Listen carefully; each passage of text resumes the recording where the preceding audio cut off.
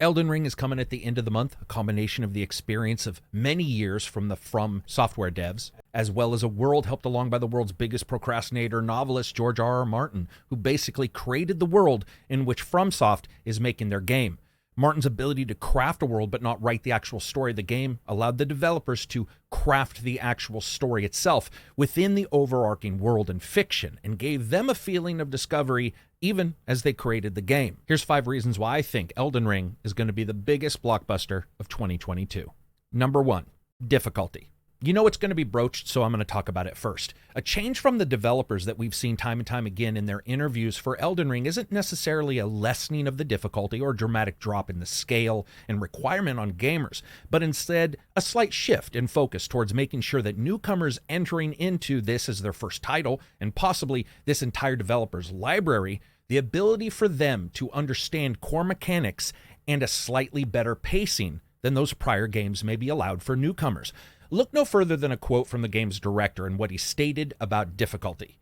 "We don't always want gamers to feel like the game is unfairly punishing, but rather that there's a chance to win a difficult encounter and make progress. We understand that Souls-like games are regularly associated with impossible levels of difficulty with high barriers to entry, but we try to design the games to make the cycle of repeatedly trying to overcome these challenges enjoyable in and of itself. So we hope that with Elden Ring and the new options it provides will be a success in that respect." As many of us know, especially any who've jumped into any of the particular FromSoft titles, many of their titles are not extraordinarily difficult, but what they do is require memorization and understanding of systems that at times even the director's own context in that quote can be a little bit difficult to portray to a newcomer, and especially a new gamer who jumps into this and doesn't get really offered a feeling of flexibility, or at least a demonstration of such from the very start. And while gamers can learn and have different abilities to learn under various different ways, there have been a great deal of studies that do show that a large percentage of people don't learn that well under particular amounts of stress. Something that, while a lot of us gamers who like the Dark Souls games completely embrace, other people bounce off of quite easily. But with Elden Ring, a lot of that is looking different. The developers made sure that enemies can be taken out stealthily and that players should understand that that's possible. You're on horseback or just passing by enemies until a later time, and doing so also in a larger, more open world is one of the ways that the director feels will allow for players to engage with and better understand the complexities that exist within Dark Souls-style titles. One of those particular mechanics, and one that's highly valuable for a lot of players, is the ability to have multiplayer, where somebody can summon in and join up in your battle, and the game's director has been very clear in reiterating that summoning others into your game is going to be much easier, around giving players more chances to actually engage with the difficulty and understand what's occurring. And summoning is very important to that. Perhaps somebody who knows a little bit more about the system can jump in, or somebody who may be, like themselves, a brand new person to experience these titles, but they can now engage it in a teamwork style fashion. They've stated time and time again that there's no real plans for them to make the game much easier. The plan, however, is to make the game a bit more accessible when it comes to information to the gamer, so that they may need to take on enemies in a particular way, or in a particular location, or go through a particular encounter. And additionally, their exploration and the puzzle work that's occurring, and reflect that better to the newcomer. I think a big deal here is the difficulty. I don't think it's going to be stepped down at all, but the idea of offering just a bit more information to the player, at least on the very basics, is a huge step forward. Another huge step forward, and speaking about steps, mobility. While certainly it can be argued that Sekiro has done a great deal to show mobility in these kind of games with the character and the arts that you understand and learn and your ability to grapple around, one of the facets of Elden Ring that really fascinates me is it may be even the best when it comes to this, that continued learning that FromSoftware has had for all of these other games, adding mechanics to this title, which is, at the very beginning, showing a horse being an integral part of the movement into the open world, and the mobility that we see within Sekiro moved over to the horse, and the ability to use it or not use it as you see fit.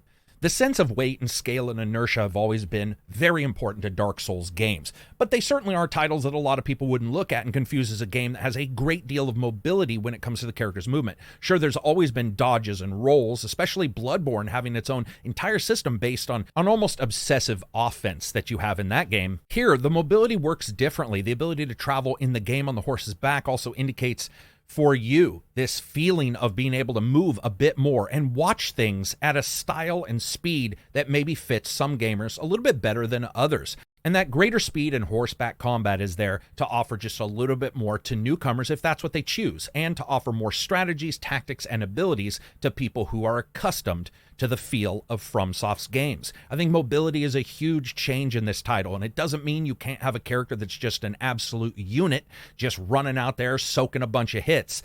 The ability and offering of a different way of investigating the world and doing so at a speedier gallop offers a texturing and a feel to this game that's going to be highly unique. Speaking of textures, the next thing is up. Color work and atmosphere. And this may seem like an odd choice, but bear with me here. The Dark Souls games have always been gorgeous in their own right. Unkept castles, decrepit bridges falling apart as you walked across them, rickety walkways, and an assortment of desolate locations. They've always been the highlight of Dark Souls titles, reflecting a fantasy world that's a bit more grim than some of the more bombastic and highly saturated titles that exist within the market. However, while I like that look, I do believe that with a bit more of a fantasy-saturated look that the team has chosen for Elden Ring, it does a great deal in offering newer gamers a little bit of that visual enticement that they perhaps weren't getting at first blush with Dark Souls titles, but still allows for them to show the monstrous and the dark and the gritty to any gamer who gets to those spots. And sure, there's the old saying, you can't have your cake and eat it too. I just believe this cake is multi-layered finally. Contrast is highly important in games, and I do feel that this change in Elden Ring is going to allow for them to draw parallels between locations and offer a little bit to everybody. The players who want the dark and the dirty are going to be able to see those. It just might be after passing something that's a bit more fantastic looking than they've expected in the past. While gamers who like those fantastic looking locations may end up passing a dark and dire poisonous swamp to get to those. And that large amount of contrast, that difference allows for a variability within the locations that I think a lot of people are going to remember far more than some of the spots that we've seen in prior games. We'll just have to see though. Even from the preview trailers and preview coverage that we've got, the use of color work and change brings a higher fantasy look to this. And there's no better way to demonstrate that than number 4, magic. While there has always been magic of some kind within the Dark Souls, Bloodborne, Sekiro worlds, regardless of how they were presented, it was never really done so in a way to achieve that over-the-top look that we've seen in Elden Ring's previews. From its very first preview, in fact, it's demonstrated that this is a front and center focus and something that gamers are going to be able to utilize just like any other weapon in the repertoire. From gamers that like the extension of usable tactics and strategies, now you have a completely different way to go about things for all intents and purposes. You have fully fledged systems for attacking as well as defending yourself with magic. It's just one more reason that somebody may look at Elden Ring and say, this is a title I now want to check out. In the same way that Sekiro offered many gamers an entry into the Dark Souls formula, but it was based on martial arts creed, it demonstrated those through locations as well as the arts and the mythology and story, or like Surge, which offered many gamers a way into the Dark Souls feel with its futuristic dire punk scenarios. And here with Elden Ring, we're getting a more fantasy-like interpretation of magic. That initial impression is that magic offers you the ability for you to use it as an offensive as well as defensive weapon in the same way that a lot of the normal weapons are used. And for a lot of people, that is a huge switch from their prior games. In many ways, Bloodborne tried to do this with its entire shift into the offensive stance that you really had to take in that game. Here, it's a little bit less of that, but it offers that complete change that a lot of gamers probably feel the prior games didn't really offer. Speaking of offering, I try to offer you good videos, reviews, and previews. If you get a chance and you've got this far, hit subscribe. Absolutely helps the channel. And if you don't want to, hit subscribe on some other YouTuber you watch that you've forgotten to hit subscribe to, because it always helps. I decided to time that later in the video, and that brings us to the last of the reasons, which is timing. Many gamers look at February as a particularly unique and almost hallmark month in games this year. Februaries are notoriously not really huge and overflowing with large titles. This February is a completely different ballgame. A large number of titles all coming out in a month not usually known for it. And while many of us feel and many of us have seen the results of 2 or 3 or 4 large titles being released in the same month and consumers not having the cash to get all of them, you look at Elden Ring and those other titles. To me, in many ways, this month is a perfect perfect month to see the release of Elden Ring. Where March and April may have a couple big titles that we do actually see, Elden Ring is coming in at the end of a month, a title that will most likely require a great deal of hours to not only beat, but even a larger, more enormous set of hours to master. And that ability to do so without consistently being flashed with a brand new title in a brand new genre that we sometimes see happens in the fall months that cause you to lose focus and move on to a different game if you suffer any kind of negative consequences for playing the prior one.